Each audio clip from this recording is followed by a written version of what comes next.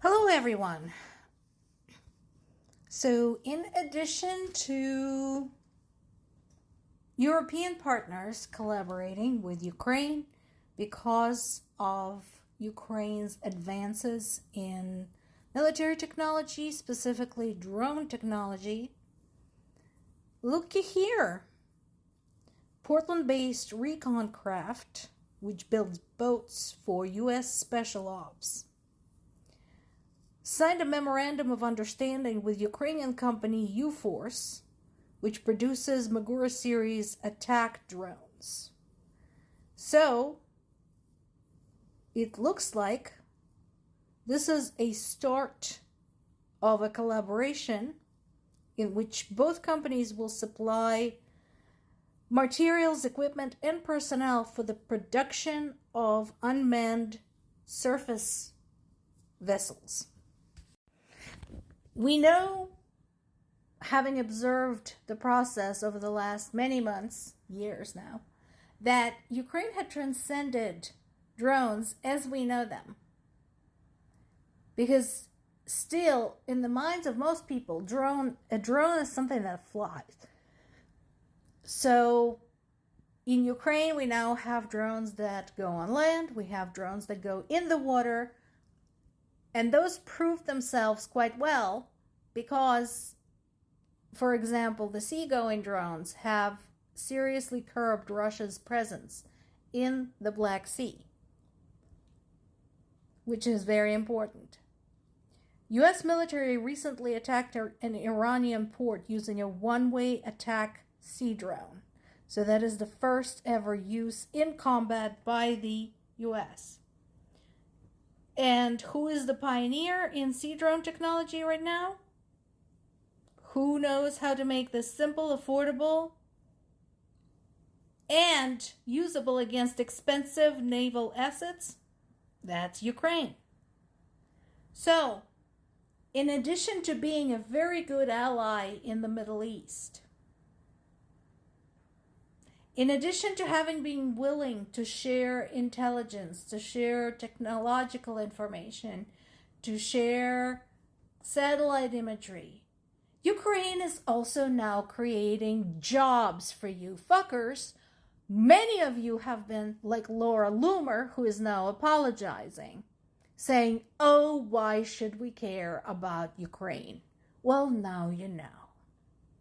Yet another way, in addition to all of the ways that I have listed in the past, like U.S. dependence on Ukraine's inert gases and aluminum supplies and rare metals and raw cast iron and so on and so forth.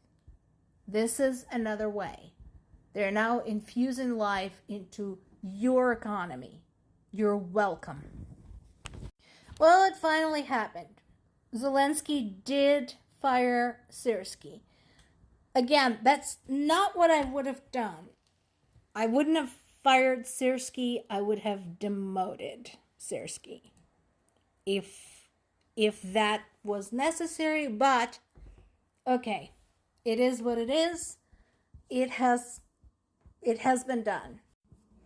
In his place, Zelensky named a young Major General, Mikhailo Drapate, who is 43. Now, at 43, he's already a very respected and experienced commander, okay? He has been leading the land forces in 24 and 25. So, yeah, that it's... Do not be unsettled by his age, okay?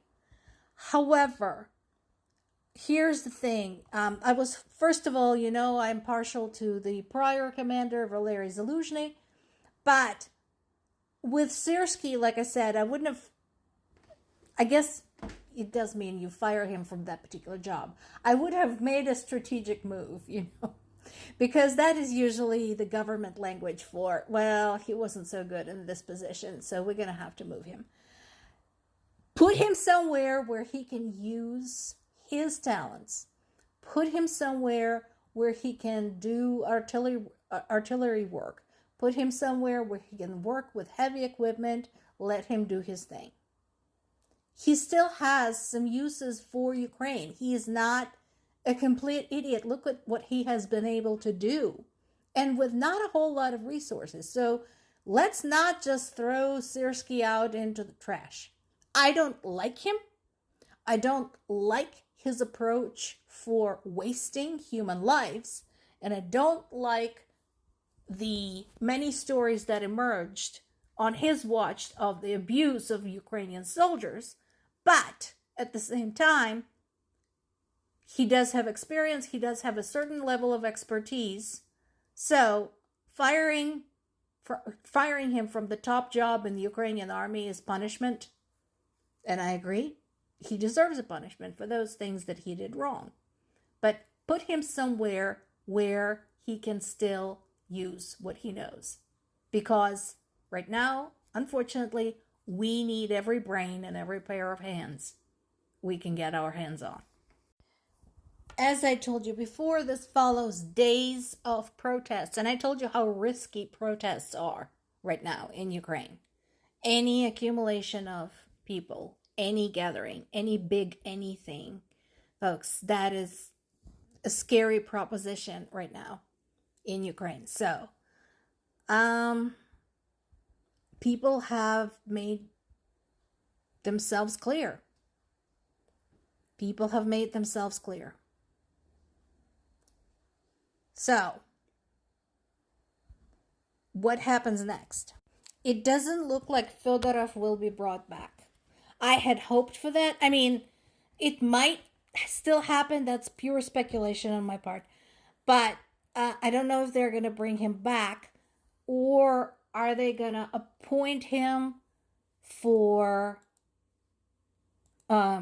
some other job that is important and allows him to continue working with the army. If you had to, put him in charge of technology. Put him, if we don't already have a technology division, create one, put him in charge of that. Do it that way. But he is another man who has very good head on his shoulders. He's young, he's energetic, he's knowledgeable. So put him to work where he can do some good. Because again, we need every brain. Fedorov has been rather gracious about the whole thing and contacted Syrski, thanking him for all of his expertise and knowledge and leadership, etc. And he also called to congratulate Drapati with his appointment. So that, that's that. Can we just get back to the task at hand and get back to fighting the war, because this is kind of important. Meanwhile, if you check the attack summaries, etc., it's still the same. So Ukraine continues to do its thing. Ukraine continues its systematic destruction of Russia's oil industry and Russia's military industrial complex, while Russia continues slaughtering Ukrainian civilians. That hasn't changed. So the question is, we are halfway through the summer, right? And so far, we haven't really seen a big offensive from either side. The Russians tried, it kind of fizzled, specifically in my native Zaporizhia region. So it is very possible that the prediction of a lot of the military experts are coming true when they said that there's not going to be any more big offensives. It's going to be more, again, the war of 1,000 cuts. It's going to be strategic strikes where it hurts, and then swift withdrawals, and it's going to be a game of who outlasts whom. More to come.